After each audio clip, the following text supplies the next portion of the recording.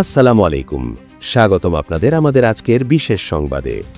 বিদ্যুৎ ও জ্বালানি সংকট মোকাবেলায় বাংলাদেশ সরকার নিয়েছে একটি গুরুত্বপূর্ণ সিদ্ধান্ত।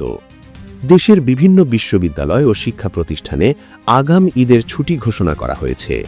হঠাৎ এমন সিদ্ধান্ত কেন নেওয়া হলো? এর প্রভাব পড়বে শিক্ষার্থী ও শিক্ষা ব্যবস্থার ওপর কিভাবে? সব বিস্তারিত জানব আজকের এই প্রতিবেদনে। বাংলাদেশে বর্তমানে বিদ্যুৎ ও জ্বালানি ব্যবস্থাপনায় চাপ তৈরি হয়েছে। বিশেষ করে গ্রীষ্ম মৌসুম ঘনিয়ে আসার সঙ্গে সঙ্গে বিদ্যুতের চাহিদা দ্রুত বৃদ্ধি পাচ্ছে। এই পরিস্থিতি মোকাবেলায় সরকার বিদ্যুৎ সাশ্রয়ের বিভিন্ন পদক্ষেপ গ্রহণ করছে। তারই অংশ হিসেবে শিক্ষা মন্ত্রণালয় এবং সংশ্লিষ্ট কর্তৃপক্ষ সিদ্ধান্ত নিয়েছে কিছু শিক্ষা প্রতিষ্ঠানে ঈদের ছুটি আগাম শুরু করা হবে। সরকারের ধারণা, যদি শিক্ষা প্রতিষ্ঠান কিছুদিন বন্ধ থাকে তাহলে ক্যাম্পাসে বিদ্যুৎ ব্যবহার কমে যাবে, ফলে জাতীয় বিদ্যুৎ গ্রিডের ওপর চাপও কমবে।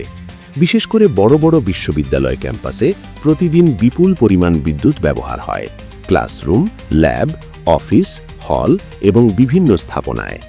এই সব জায়গায় বিদ্যুৎ ব্যবহার কমাতে সাময়িক ছুটি কার্যকর হতে পারে বলে মনে করছেন সংশ্লিষ্টরা।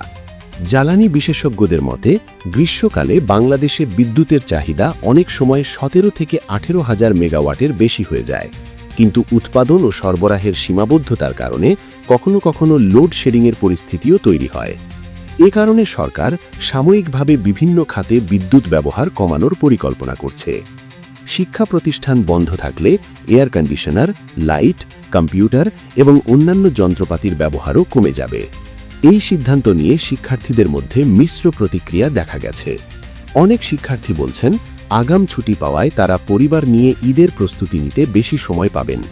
অন্যদিকে কিছু শিক্ষার্থী উদ্বেগ প্রকাশ করেছেন, কারণ এতে ক্লাস এবং পরীক্ষার সময়সূচিতে পরিবর্তন আসতে পারে।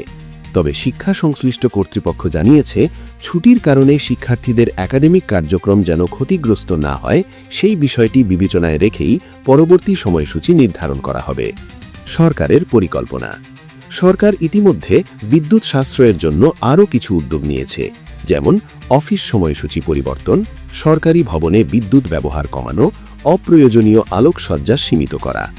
এই সব পদক্ষেপের মূল লক্ষ্য একটাই, দেশের বিদ্যুৎ পরিস্থিতি স্থিতিশীল রাখা। সব মিলিয়ে বলা যায়, বিদ্যুৎ ও জ্বালানি সাশ্রয়ের লক্ষ্যেই সরকার এই আগাম ছুটির সিদ্ধান্ত নিয়েছে। যদিও এটি সাময়িক একটি ব্যবস্থা, তবুও দেশের বিদ্যুৎ ব্যবস্থাপনা ঠিক রাখতে এটি গুরুত্বপূর্ণ ভূমিকা রাখতে পারে। পরিস্থিতি স্বাভাবিক হলে শিক্ষা কার্যক্রম আবারও স্বাভাবিক নিয়মে চলবে বলে আশা করা হচ্ছে। এই ছিল আজকের গুরুত্বপূর্ণ সংবাদ আপডেট। ভিডিওটি ভালো লাগলে লাইক দিন এবং দেশের সর্বশেষ খবর পেতে আমাদের চ্যানেলটি সাবস্ক্রাইব করতে ভুলবেন না। ধন্যবাদ সবাইকে। আসসালামু আলাইকুম।